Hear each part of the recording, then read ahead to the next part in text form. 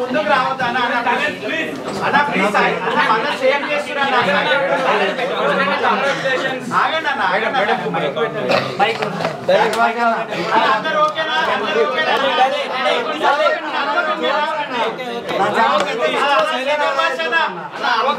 First of all congratulations thank you అన్న వారసుడు వచ్చాడు అన్న మీరు ఏ నేషన్ అన్న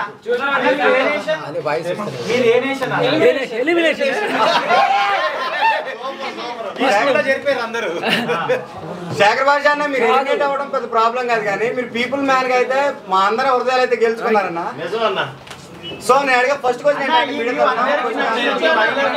అయ్యో మీరు అదే చూసారు ఇది మీ దేశము నా దేశము మన ఇద్దరు దేశము మీ నేషన్ నా నేషన్ నా మీ నేషన్ ఆడియన్స్ గా మిమ్మల్ని మణికంఠ అన్న నామినేట్ చేయడం అయితే మేము యాక్సెప్ట్ చేస్తాం ఎందుకంటే అన్నకి మీకు లోపల ఏం జరుగుతుందో మాకు తెలియదు కానీ సో మేము చూస్తుంది అయితే నా మణికంఠ అన్నకి మీకైతే పడట్లేదు ఆదిత్య అన్న మీరైతే చాలా బాండింగ్ తో అయితే ఉన్నారు బట్ ఎలిమినేషన్ నామినేషన్ టైంలో అయితే నాకు ఆదిత్య అన్న మిమ్మల్ని నామినేట్ చేసిండు మేము చూసింది నిజం లేకపోతే లోపల ఏం జరిగింది అనేది మీ మాటలో చెప్పండి నాకు షాకింగ్ అనిపించింది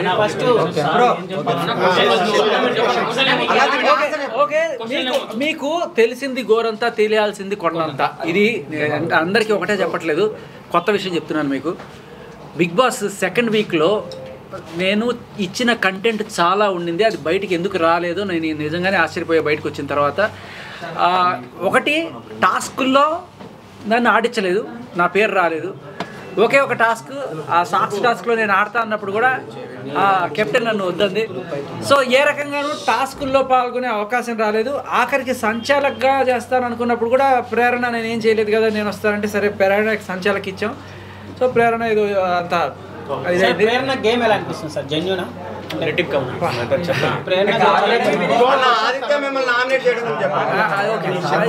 ఆదిత్య నామినేట్ చేసినప్పుడల్లా నాకు కట్టప్ప బాహుబలిని పొడిచినట్టే అనిపించేది కాదు ఇప్పుడు ఆయన నామినేట్ చేసినా కూడా నేను ఎప్పుడు కూడా నామినేట్ చేస్తే ఏమవుతుంది నాకు జనాలు ఉన్నారు కదా వాళ్ళకి నేను నచ్చితే నేను ఎక్కడికి పోతాను అనుకునేవాడిని ఆడియన్స్ ఉన్నారు వాళ్ళు ఓడియన్ అంటారు అనుకున్నాను బట్ ఆడియన్స్ ఓడిచ్చేస్తాం కరెక్ట్ అన్న మణికంఠ ఇంకో పల్లవి ప్రశాంత్ అవుతారని మీరు అంటారన్న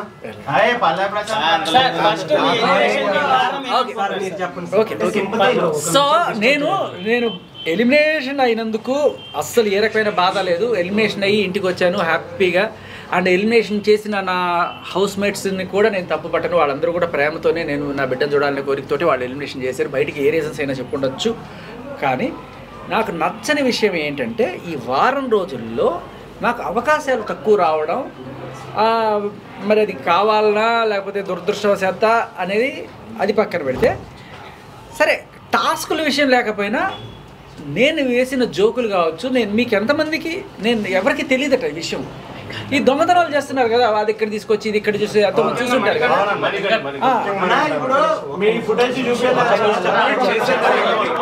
చెప్తా అదేంటంటే ఒకసారి ఒక pulpy orange Vishnupriya pulpy orange తాగేసి తీసుకొచ్చి మా రూమ్ లో ఉంది భయ వినండి విష్ణుప్రియ పల్పీ ఆరెంజ్ తాగేసి మా రూమ్కి వచ్చి కాస్త ఊరిచ్చింది తాగేసిన ఖాళీ బాటిల్ అక్కడ పెట్టింది అది ఏం చేసుకుంటారు నేనేం చేశాను ఆ ఖాళీ బాటిల్ పట్టుకెళ్ళి దాంట్లో నీళ్లు పోసి దాంట్లో పసుపు వేసి కొంచెం కారం వేసి కరెక్ట్గా పల్పి ఆరెంజ్ కలర్లో తయారు చేశాను ఆ బాటిల్ చేసుకొని నేను జేబులో పెట్టుకొని అటు ఇటు తిరుగుతున్నా ఆదిత్య అటు ఇటు తిరుగుతూ ఏంటి జేబులో ఏముంది ఏమన్నా కొట్టేసావా అన్నాడు ఎవరికి చెప్పవు కదా అన్నాడు చెప్పానంటే ఇట్లా తీసి చూపించా వాళ్ళది వేరే క్లైన్ మాది వేరే క్లైన్ కదా తీసి చూపించా పల్పీ ఆరెంజ్ మీకు ఎక్కడిది మీకు లేవు కదా పల్పీ ఆరెంజ్లు బావి కదా పల్పీ ఆరెంజ్ అంటే చెప్పదు నువ్వు ఫ్రెండ్ కదా ప్లీజ్ అంటే నేను చెప్పేస్తాడే ప్లీజ్ అంటే సరే కాసేపు కామ్గా ఉన్నాను నేను మెల్లగా పోయి ఫ్రిడ్జ్లో పెట్టుకుంటుంటే ఈ లోపల పక్కడికి వెళ్ళి చెప్పేశాడు నేను అదే ఎక్స్పెక్ట్ చేశాను ఎందుకంటే అది దొంగ పల్పి ఆరేది కదా తాగితే నోరు కాలిపోద్ది సో చెప్పేస్తే ఈ లోపల నిఖిలు వీళ్ళందరూ వచ్చేసి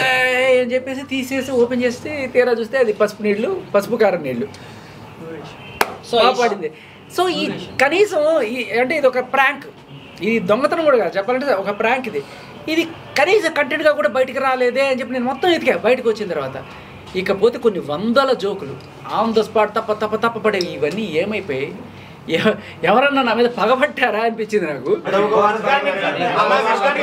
మధ్యలో జరిగే గొడవలు నిజమైనా లేకపోతే బిగ్ బాస్ హౌస్ లో ఎవరైతే గెలవాలనుకుంటున్నారు, ఎవరు సేఫ్ గేమ్ ఆడుతున్నారు ఒకసారి చెప్పండి. అదే అంటున్నా. ఇంకొకటి ఏంటంటే, ఒకటి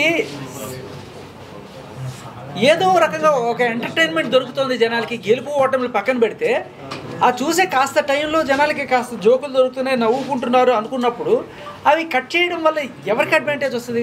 అంటే ఒక వర్గానికి ఫేవర్గా కాదు కదా, వాళ్ళు వర్క్ చేసేది టీఆర్పీలు జనాల కోసం కదా. సో దానివల్ల ఏ రకమైన లాభం ఉండదు కదా బిగ్ బాస్కి. సో మరి ఏ రకంగా ఏమైనా టెక్నికల్ ఫాల్ట్ వచ్చి మిస్ అయిందా? ప్రతిసారి ఫాల్ట్ రాదు కదన్నా. అదే నాకు ఆశ్చర్యం వేసింది. ఇంత మంచి ఇలాంటివి చాలా ఉన్నాయి, చిలిపి ఈవెంట్లు ఈ వారం జరిగినవి ఎక్కడ కనబడకపోగా లాస్ట్ అంటే చూపించకపోతే ఏమవుతుంది, జనాలు వీడు పార్టిసిపేట్ చేయలేదని అనుకుంటారు కదా. ఓటింగ్ శాతం కూడా తగ్గడానికి అదే కారణం. ఇప్పుడు లేకపోతే ఇప్పుడు అతను ఏదో ఆరెంజ్ తీసుకెళ్ళి ఇక్కడ దాచిపెట్టాడు, ఈ పసుపు తీసుకెళ్ళి ఇక్కడ దాచిపెట్టాడు, ఈ ఉప్పు తీసుకెళ్ళి అక్కడ దాచిపెట్టాడు, ఇది మామూలు దొంగతనం. కానీ దిస్ ఈజ్ ఎ ప్రాంక్. చక్కగా మసిపూసి మారేడుకాయ చేసి వాళ్ళ చేత కారం చూసి తాగించడం అంటే నాకు మంచిగా అనిపించింది. ఇది ఇలాంటివి రాకపోవడానికి ఏంటి కారణం అని నాకు ఇప్పటికీ అర్థం కావట్లేదు.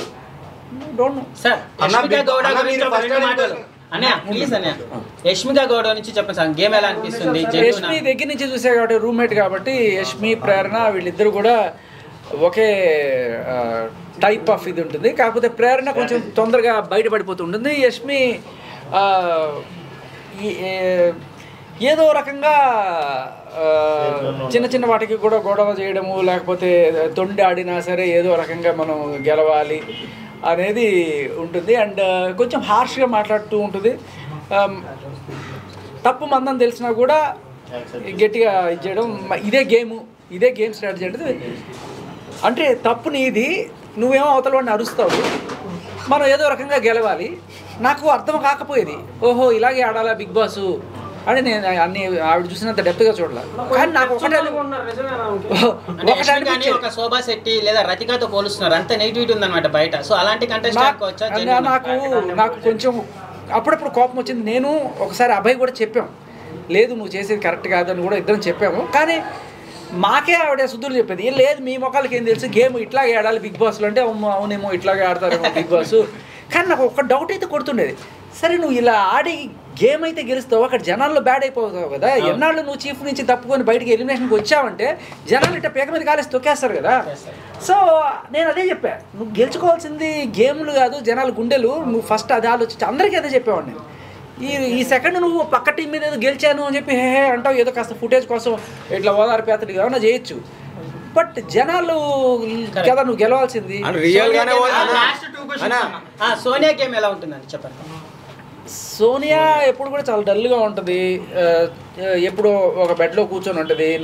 తను పెద్దోడు చిన్నోడు వచ్చి ఆవిడ ప్రాబ్లమ్స్ ఏవో తెలుసుకొని ఓదార్పేతలు ఉంటాయి. అని బిగ్ బాస్ లో హగ్గులు ఎక్కువైపోయినాయి అన్న. చూసినప్పుడు మీకు ఇరిటేట్ మొగజాతి ఆణిముత్యంగా మీరు చెప్పలేరు, మాట్లాడలేరు అన్న.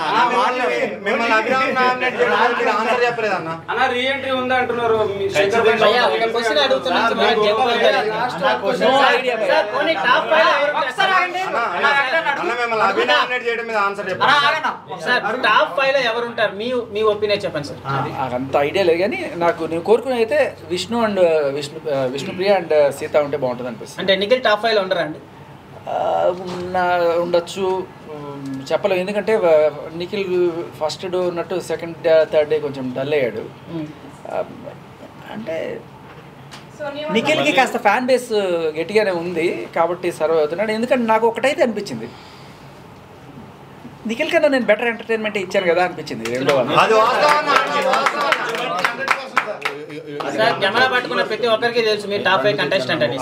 మేము అసలు ఎక్స్పెక్ట్ చేయలేదు. లాస్ట్ మూమెంట్ వరకు కూడా మిమ్మల్ని సీక్రెట్ రూమ్ లో మీరు నన్ను అస్సలు, నేను బిగ్ బాస్ని తప్పు పట్టను, ఎవరిని తప్పు పట్టను, ఆడియన్స్ని కూడా తప్పు పట్టను. కానీ నేను ఒకటే బాధపడేది ఏంటంటే, నేను ఎలిమినేట్ అయ్యేందుకు కూడా కాదు, నేను ఇచ్చిన కంటెంట్ బయటికి రాలేదే. నా పాయింట్ గెలవడము ఓడడము కాదు. నేను అందరికీ చాలామంది మీరు యూట్యూబ్ ఛానల్స్లో చాలామందికి ఇంటర్వ్యూస్ ఇచ్చేళ్ళే. ఎందుకు వెళ్తున్నాను అంటే నేను ఎంటర్టైన్ చేయడానికి వెళ్తున్నాను తప్ప, నేను మనసులో గెలుచుకోవడానికి వెళ్తున్నాను తప్ప గేమ్ గెలవడానికి. ఆ ప్రయత్నంలో గేమ్ గెలిస్తే గెలుస్తానేమో, కానీ నేను గేమ్ గెలవడానికో ఈ కుట్రలు కుతంత్రాలు చేయడానికో పాలిటిక్స్ చేయడానికో ఇలాంటిది కాదు. ఉన్నంతసేపు ఎంటర్టైన్ చేసామా, చేయలేని అనుకున్నప్పుడు బయటకు వచ్చేసాము. అంటే బిగ్ బాస్ టీం కావాలనే స్టార్ మా వాళ్ళని సీరియల్ యాక్టర్స్ ని వాళ్ళ కంటెంట్ చూపించి మీ కంటెంట్ ని జాచారనుకోవచ్చా? అంటే వాళ్ళు హైప్ చేసి అలా ఎవరైనా కూడా నా ప్రోగ్రాము హై రేటింగ్ రావాలనుకుంటారు. ఒకవేళ కనుక నేను చేస్తున్న దానికి రేటింగ్ రాలేదేమో అందుకని వాళ్ళు తీసేసారేమో, మనకు తెలియదు అవన్నీ కూడా. మీరు కొంతమంది ఎంజాయ్ చేస్తున్నారు. నబిల్ విషయంలో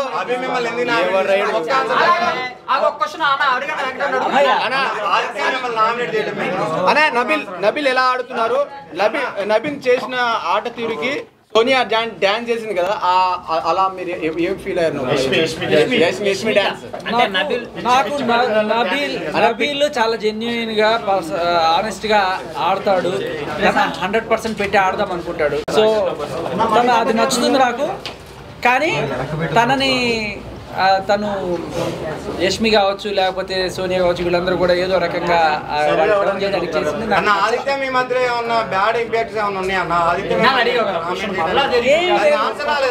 నాకు షాక్ అనిపించింది.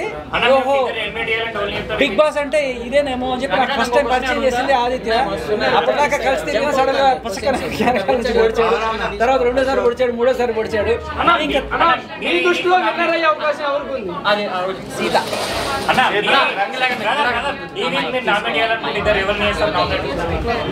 సార్ మళ్ళీ రీఎంట్రీ అయితే వెళ్తారా సార్?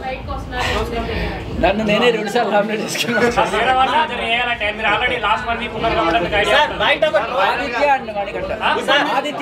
సార్ బయట మీ విషయంలో ఒక ట్రోల్ నడుస్తుంది. ఒక సీరియస్ సిచ్యువేషన్ లో మీరు వేసే జోకులు పండలేదనేసి చాలా మంది కామెంట్స్ చేస్తున్నారు.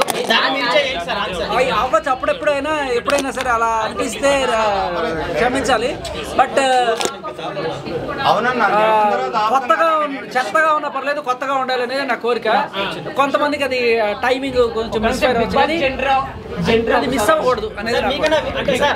చాలా మంది కంటెస్టెంట్ ఉన్నారు, ఆదిత్య గారు అవ్వచ్చు, పృథ్వీరాజ్ గారు అవ్వచ్చు, వీళ్ళు ఎలిమినేట్ అవ్వాలి యాక్చువల్లీ ఈ వీక్ లో. బట్ ఒక తెలుగు వాళ్ళు అయ్యండి మీకు హై రేటింగ్ ఉన్న మిమ్మల్ని ఎలిమినేట్ చేశారు. నన్ను బిగ్ బాస్ చరిత్రలో మొట్టమొదటి ప్రేమతో చేసిన elimination. Thank you so much.